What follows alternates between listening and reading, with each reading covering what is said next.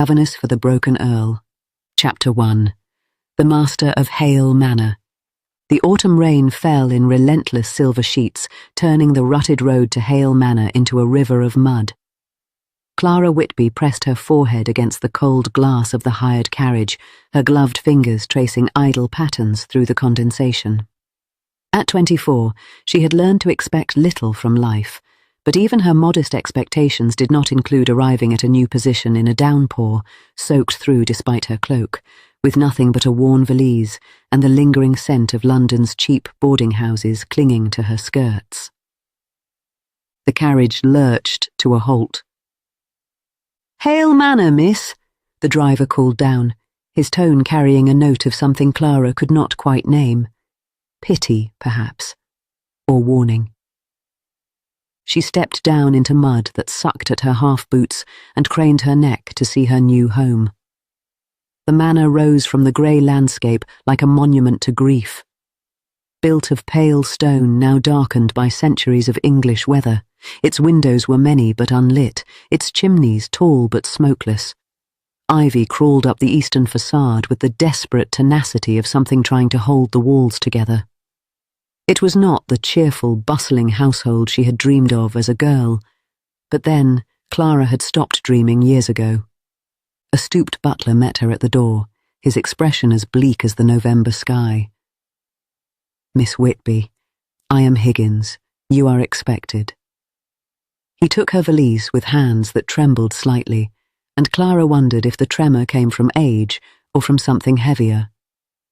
"Thank you, Mr. Higgins. The Earl is—" "Not receiving." The butler's voice was final. "You are here for Lady Amelia, his lordship's ward. You will find her in the morning room. I shall have a tray sent up to your chamber this evening."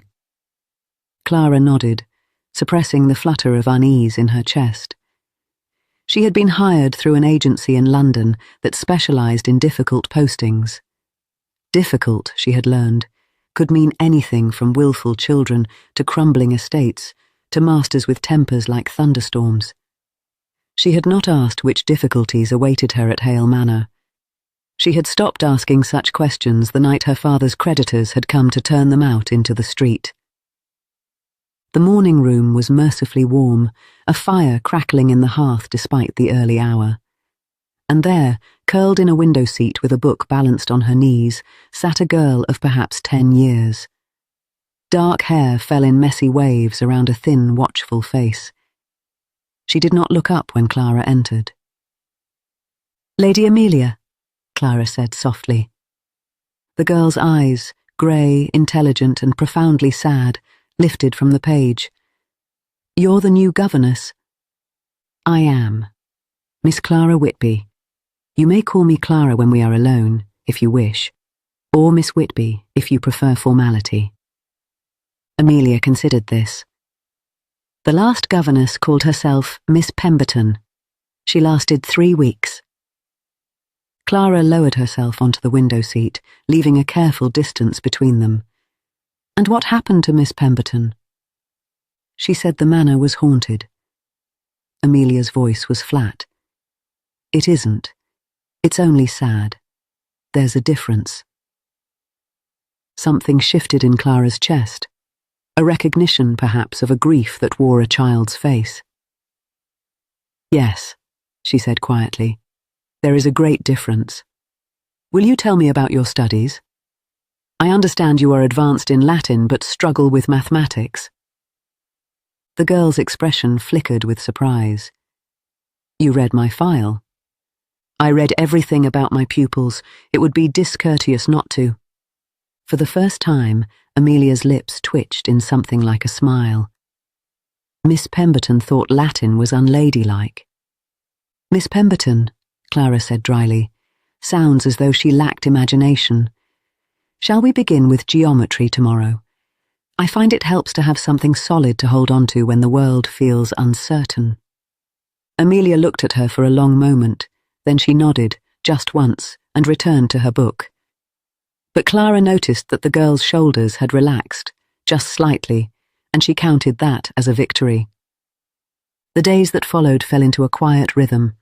Clara rose at dawn, took breakfast alone in her small bedchamber, and joined Amelia in the schoolroom by 8. The girl was bright, startlingly so, and Clara soon realized that the struggle with mathematics had less to do with ability and more to do with a lack of patience in previous tutors. Under Clara's gentle guidance, fractions began to make sense. Long division became a puzzle rather than a punishment, but the manner itself remained a mystery. Clara saw the Earl only twice in her first fortnight. The first time, she had been crossing the great hall to the library when a shadow detached itself from the gallery above. A man stood at the balustrade, one hand resting on the cold stone, his face half hidden in the dim light. He was tall, with dark hair that fell across his brow and a jaw sharpened by what looked like weeks of insufficient meals. His eyes, grey, like Amelia's but empty, met hers for a single, breathless moment.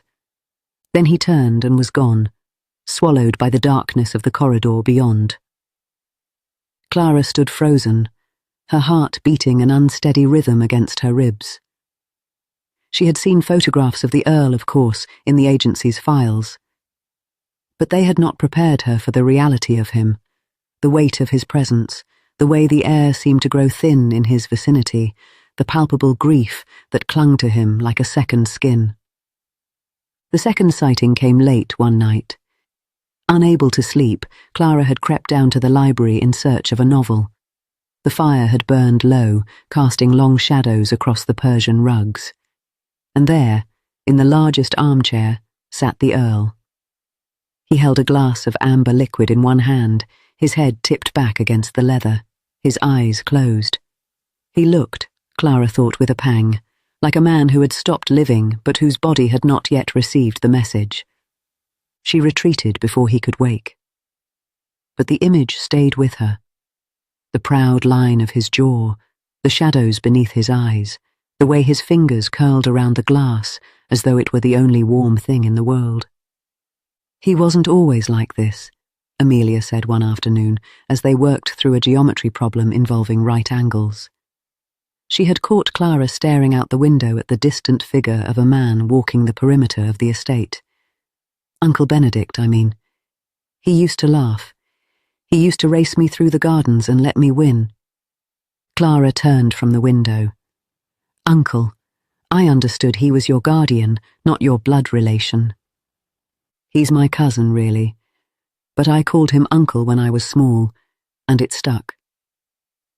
Amelia set down her compass with careful precision. His sister, my mother, died 3 years ago, in a carriage accident. He was driving. The words fell into the quiet room like stones into still water. Clara felt her throat tighten. That must have been terrible for both of you. He blames himself. Amelia's voice was very small. He thinks if he had been paying attention, if he had chosen a different road, she would still be here. The doctors say the horses were frightened by something, a snake perhaps, or a fallen branch, but he doesn't believe them. He hasn't driven since. He hardly leaves the manor at all. Clara thought of the Earl's empty eyes, the way he moved through his own home like a ghost. And you? How do you bear it? The girl shrugged, but her chin trembled. I read. I wait. I try not to need him too much, because needing hurts. Something broke open in Clara's chest, a door she had kept firmly closed since her own father's death, since the scandal that had driven her mother into early decline, since the years of careful, lonely survival. She knelt beside Amelia's chair and took the girl's cold hands in her own. Needing someone does not make you weak, Lady Amelia.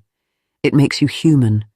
And sometimes the people who have forgotten how to love need us to remind them. Amelia stared at her, tears spilling silently down her cheeks. Then she did something Clara had not expected. She leaned forward and wrapped her thin arms around Clara's neck. Clara held her, stroking her dark hair, and made a silent vow. She could not heal the Earl. She could not bring back the dead. But this child, this brave, lonely, extraordinary child, would not face her grief alone. not while Clara Whitby drew breath. Chapter 2. The Weight of Silence. 2 months passed. Winter settled over Hale Manor like a held breath, and Clara learned to navigate its cold corridors and colder silences. She learned that Higgins had been with the family for 40 years and still wept in the pantry when he thought no one was listening. She learned that the cook, Mrs. Thatcher, had a habit of leaving plates of untouched food outside the Earl's door, hoping he would eat. She learned that the household moved on its own strange axis, orbiting the dark sun of the master's grief. And she learned more about the Earl. Benedict Hale, the 6th Earl of Ashworth, had been 29 when his sister died.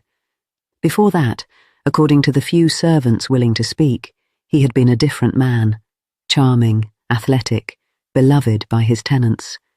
He had ridden with the local hunt, danced at every assembly, and written poetry that the London literary magazines had actually published. He had been, by all accounts, happy. Now he was 32, and he looked 60. Clara's third sighting of him was accidental in the truest sense. She had been searching for a misplaced volume of Shakespeare. Amelia was struggling with The Tempest when she pushed open the door to the East Wing library. The room was smaller than the main library, dustier, clearly unused. And there, among the cobwebs and forgotten books, stood the Earl. He was not wearing a coat. His shirt sleeves were rolled to the elbows, revealing forearms corded with the muscle of a man who had once been strong. In his hands, he held a small miniature, a painting of a woman with dark hair and Amelia's grey eyes. "I beg your pardon," Clara breathed, stepping back. "Your lordship, I did not mean to intrude." He did not turn. His voice, when it came, was rough from disuse. "You are the governess." "Yes, Miss Whitby. I know who you are." He still did not look at her. "You have been here 2 months. You take your tea with Amelia every afternoon at 4. You have taught her to solve quadratic equations and to quote Virgil from memory. She smiles now. She did not smile before." Clara's heart ached at the flatness of his tone. "She is a remarkable child, my lord. It has been my privilege to teach her." "She is not a child. She is 10 years old, and she has buried her mother, and she lives in a house with a man who cannot bear to look at her, because every time he does, he sees his own failure." The words hung in the dust-moated air, raw and bleeding. Clara did not know what to say. She knew, with the certainty of someone who had also lost too much, that the Earl was not speaking to her. He was speaking to the miniature, to the ghost, to the 3 years of silence that had calcified into something harder than grief. "My lord," she said quietly, "I do not presume to understand your pain, but I know what it is to lose someone. My father died 6 years ago. My mother followed him a year later, not in body, but in spirit. She is still alive, but she does not know my name. The doctors call it a decline of the senses. I call it a broken heart that could not be mended." The Earl turned. Clara's breath caught. In the grey light of the dusty library, his face was a landscape of sharp angles and deeper shadows. His eyes, those grey, empty eyes, were fixed on her with an intensity that made her feel stripped bare. "Why are you telling me this?" he asked. "Because you are not alone in your grief, my lord, and because pretending otherwise helps no one." She curtsied, more from instinct than propriety. "I will leave you to your privacy. But if you ever wish to speak, of her, of anything, I am not afraid of ghosts." She left before he could respond, closing the door softly behind her. Her hands were shaking. She pressed them to her cheeks, felt the heat there, and told herself it was only the chill of the East Wing. She did not believe it. The following week, the Earl made an appearance at breakfast. It was a Tuesday, unremarkable in every way, and Clara had come down early to fetch a cup of tea before Amelia woke. The dining room was empty, as it always was, and she had just reached for the silver pot when the door opened. Lord Ashworth stood in the doorway, dressed in a dark coat that looked as though it had been hastily thrown on. His hair was uncombed, his cravat was crooked, but he was there. "Miss Whitby," he said. "My lord." Clara's hand trembled, but her voice did not. "May I pour you a cup?" He stared at her for a long moment. Then, slowly, he walked to the head of the table and sat down. "Yes," he said. "Thank you." It was a small thing, a cup of tea, a shared silence in a cold dining room. But Clara understood in that moment that something had shifted. The ice was beginning to crack. Over the following weeks, the Earl's appearances became more frequent. He joined them for tea on Thursday afternoons, sitting in stiff silence while Amelia showed him her Latin translations. He appeared in the library while Clara read aloud from Robinson Crusoe, lingering in the doorway like a man unsure of his welcome. He even, once, offered a grim smile when Amelia corrected his pronunciation of a Greek word. Clara watched the thaw with cautious hope. She saw the way the Earl looked at his ward, hungry, frightened, longing, and she saw the way Amelia looked back, waiting, hoping, afraid to hope too much. But she also saw something else, the way the Earl looked at her. It was subtle at first, a glance that lingered a moment too long, a question about her childhood, her education, her reasons for becoming a governess, a hand that brushed hers when she passed him the sugar bowl. Small things, easily dismissed, easily explained. Until the night of the storm. It came without warning, a January gale that tore across the moors and hurled itself against the manor's walls. Clara was reading in her chamber when the windows rattled and the candles guttered. She heard a crash from somewhere below, and fearing for Amelia, ran. The schoolroom was empty, so was the morning room. But the library door stood ajar, and through it she heard a sound that stopped her heart. The Earl was crying. She should have left. She knew she should have left. Propriety, decency, the careful distance between employer and employee, all of it screamed at her to retreat to her chamber and pretend she had heard nothing. But Clara Whitby had spent 6 years pretending. She was tired of it. She pushed open the door. He sat on the floor before the fire, his back against the hearth, his face buried in his hands. The miniature of his sister lay on the rug beside him, its frame cracked from where he had dropped, or thrown it. "My lord," Clara said softly. He looked up. His face was ravaged, tears streaming down cheeks that had not seen sunlight in months. "I killed her," he whispered. "I killed them both. Eleanor and my brother-in-law, Amelia's parents.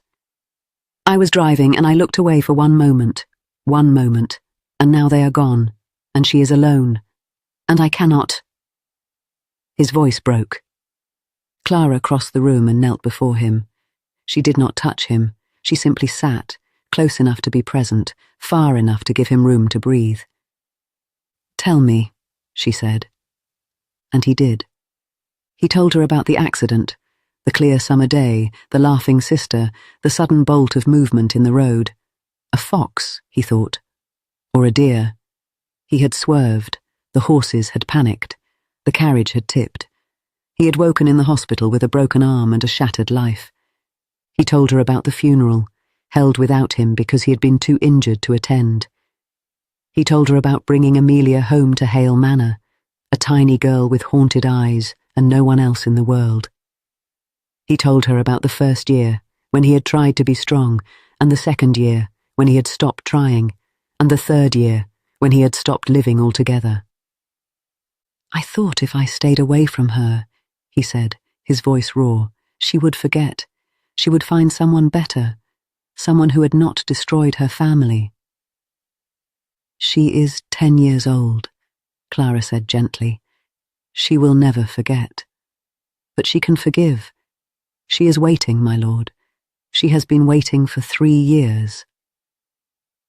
He looked at her then, truly looked, and Clara saw something flicker in those grey depths.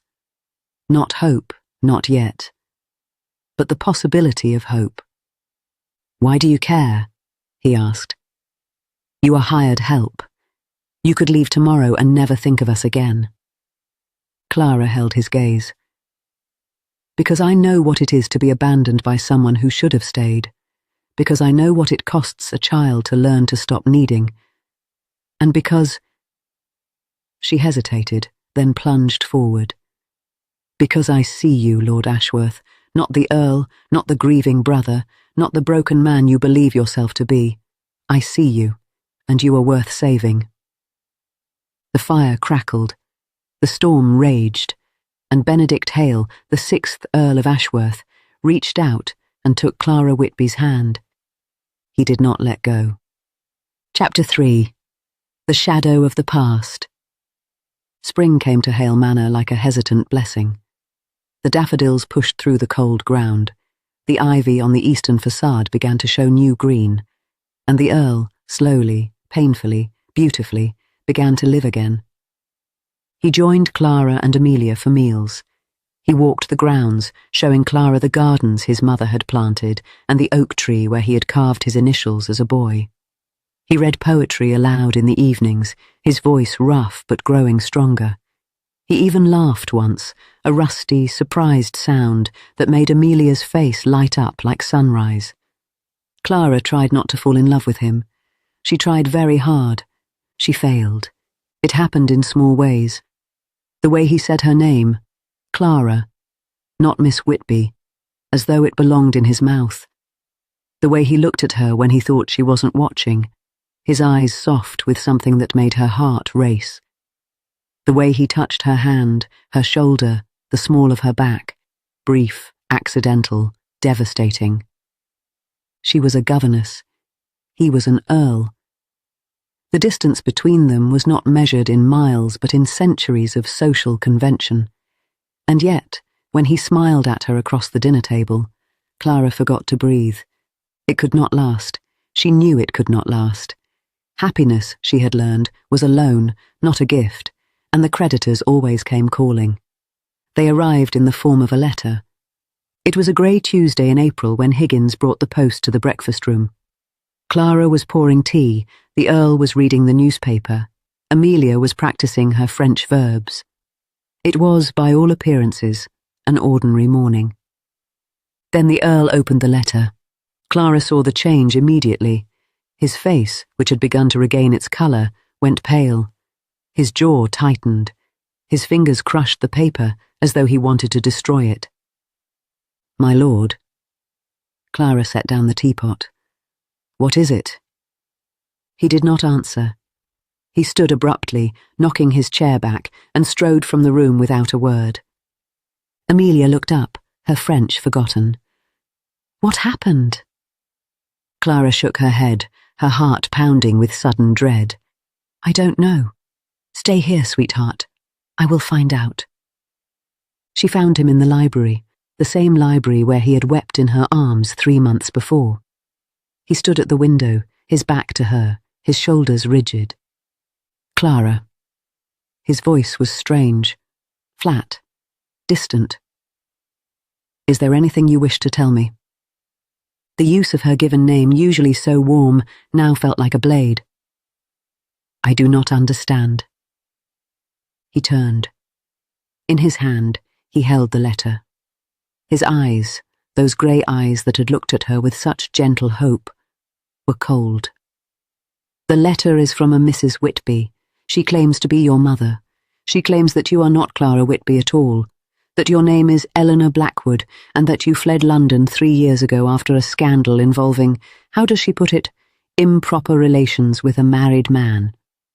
The room spun. Clara gripped the back of a chair to keep herself upright. Her mother, her poor, confused, declining mother, who sometimes forgot her own daughter's name, who had somehow, in a moment of lucidity or madness, written to the Earl. "It is true that my name was Eleanor Blackwood," Clara said slowly, "and it is true that I left London under difficult circumstances. But the scandal, it was not what your letter implies." "Then explain." His voice cracked. Explain why your own mother would warn me against you. Explain why you lied about your identity. Explain why I should trust a single word that comes out of your mouth." Clara took a breath. She had known this moment might come. She had hoped, foolishly, desperately, that it would not. "My father was a gentleman of modest means," she began. "When he died, my mother and I were left with nothing. I took a position as a governess in the household of Lord and Lady Westbrook. Lord Westbrook was a kind man. Too kind, perhaps. He began to pay me attention.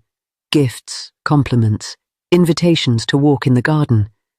I did not encourage him, but I did not know how to refuse without losing my position."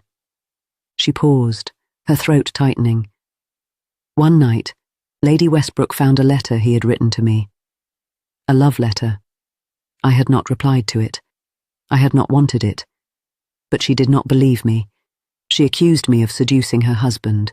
She dismissed me without a reference and spread rumours throughout London that I was a woman of loose morals." The Earl's expression did not change. "And your mother?" "My mother believed the rumours. She has never been strong, my lord. My father's death broke something in her, and the scandal shattered the rest. She retreated into a world of her own making, a world where I am still the daughter she loved, not the woman the gossips destroyed. Sometimes she remembers the truth. Sometimes she does not.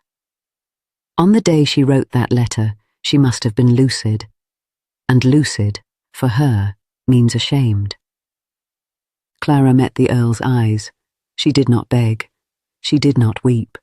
She had done nothing wrong, and she would not plead for a forgiveness she did not need. "I changed my name to Clara Whitby because no one would hire Eleanor Blackwood. I came to Hale Manor because it was far from London, and because I needed work, and because I believed, foolishly perhaps, that the past could be left behind." She lifted her chin. "I have done nothing improper with you, Lord Ashworth. I have cared for your ward. I have kept your household running. I have sat with you in your darkest hours and asked for nothing in return. If that makes me untrustworthy, then I am guilty. But I am not guilty of the sins my mother accuses me of." Silence. The clock on the mantel ticked. The fire crackled. The Earl stared at her, and Clara stared back, and the distance between them felt like the width of the ocean. "Leave," he said at last. Clara's heart cracked. "My lord!" "Leave this room. Leave the manor. I need to think." She curtsied, a small, mechanical motion, and walked to the door. Her hand was on the handle when his voice stopped her. "Clara." She turned. His face was unreadable, but his voice was soft. "I did not say I believed her. I said I need to think. There is a difference."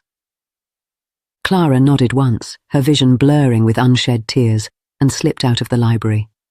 She spent the night packing her valise. Chapter 4. What the Heart Knows. Clara did not sleep. She sat on the edge of her narrow bed, her valise open on the floor, and watched the moon trace its slow path across the sky. She had been dismissed before, always for reasons that were not her fault, always with the cold injustice of a world that believed whispers over truth. She had survived before. She would survive again. But oh, it hurt. Not the loss of her position, though that was bitter enough. No, it hurt because she had let herself hope. She had let herself believe, for a few precious months, that she could be more than a drifter, that she could belong somewhere, that she could be loved. She had been a fool. Dawn came slowly, grey and reluctant. Clara washed her face, braided her hair, and put on her plainest gown. She would not leave Hale Manor in tears. She would walk out with her head high, her back straight, and her heart in pieces. But when she opened her chamber door, Amelia was waiting. The girl stood in the corridor in her nightgown, her dark hair tangled, her grey eyes red-rimmed from crying. She held something in her hands, a book, Clara saw, The Tempest. "You can't go," Amelia said. Her voice shook. I forbid it. Clara knelt, bringing herself to the child's level. Sweetheart, I may not have a choice. He's wrong. Amelia's chin trembled. Uncle Benedict is wrong, and he's scared, and he's stupid, and you can't go because you're the only one who makes him smile. You're the only one who makes either of us smile. Clara's throat closed. She pulled Amelia into her arms and held her tight. I love you, she whispered. Do you understand? Whatever happens, I love you, and nothing can take that away. Then stay. Amelia's voice was muffled against Clara's shoulder. Fight, please. But Clara had been fighting for 6 years. She was not sure she had any fight left. She was still holding Amelia when a sound echoed through the corridor. Footsteps, rapid and uneven. The Earl appeared at the top of the stairs, still in his clothes from the day before, his hair dishevelled, his eyes wild. He looked, Clara thought, as though he had not slept either. Amelia, he said, go to your room. No. The single word rang out like a shot. The Earl stared at his ward, his brave, stubborn, extraordinary ward, and something in his face crumbled. Please, he said. I need to speak with Miss Whitby alone. Amelia looked from the Earl to Clara and back again. Then she nodded once and walked slowly down the corridor. At the door to her chamber, she paused. If you send her away, she said quietly, I will never forgive you. She closed the door. The Earl and Clara stood alone in the dim morning light. The house was silent around them, holding its breath. I made inquiries, he said at last. Last night.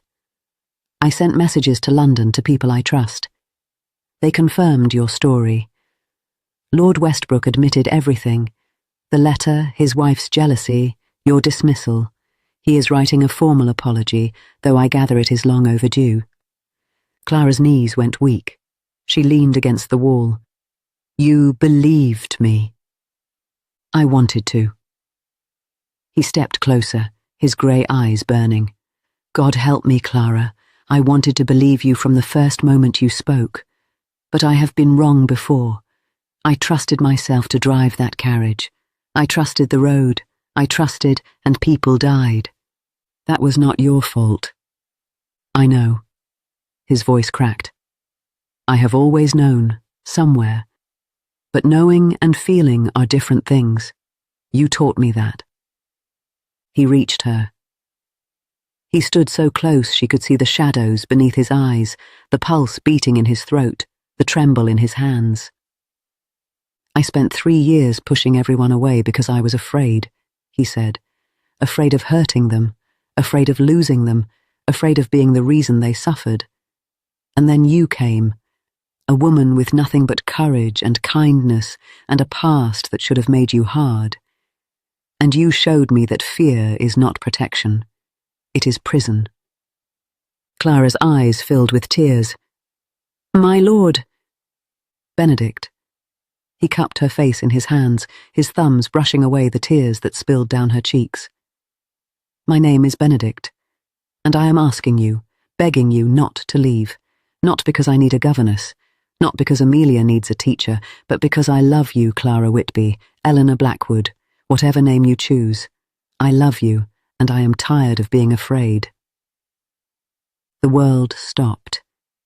Clara stared at him, this broken, beautiful, impossible man, and felt the last walls around her heart come down.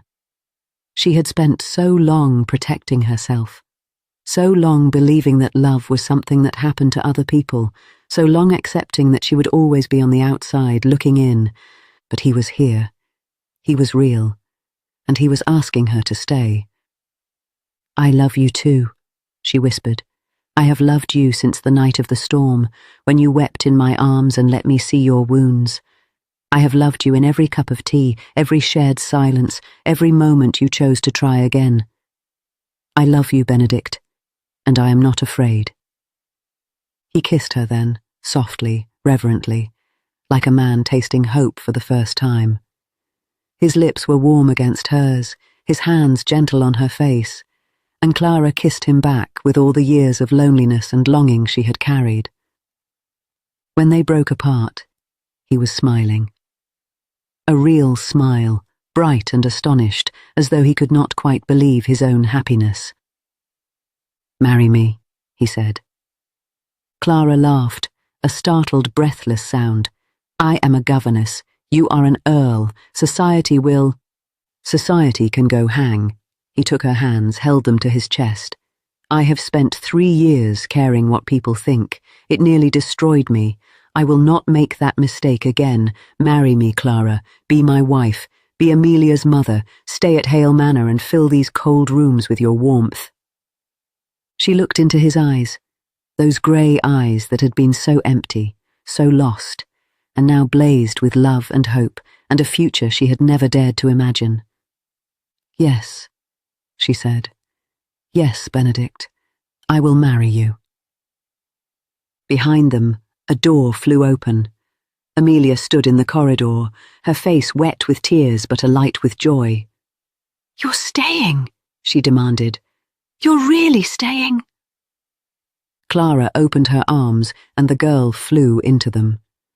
The Earl wrapped his arms around them both, and for a moment, just a moment, the scars of the past faded, and there was only this, love, fierce and unashamed, in a manner that had forgotten how to hope.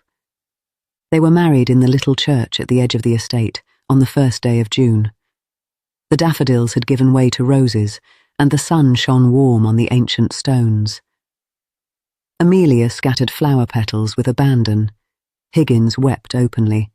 Mrs. Thatcher prepared a feast that would be talked about for a decade, and when the vicar pronounced them man and wife, the Earl of Ashworth kissed his governess, his countess, his heart, his home, and the sound of laughter echoed through Hale Manor for the first time in 4 years.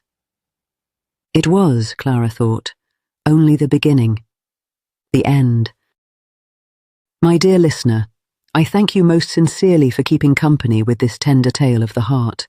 It is my fondest hope that this Regency romance has brought you a measure of comfort, delight, and quiet reflection, as our dear characters journeyed through sorrow, hope, devotion, and the promise of enduring love. If this clean historical romance has pleased you, I would be most grateful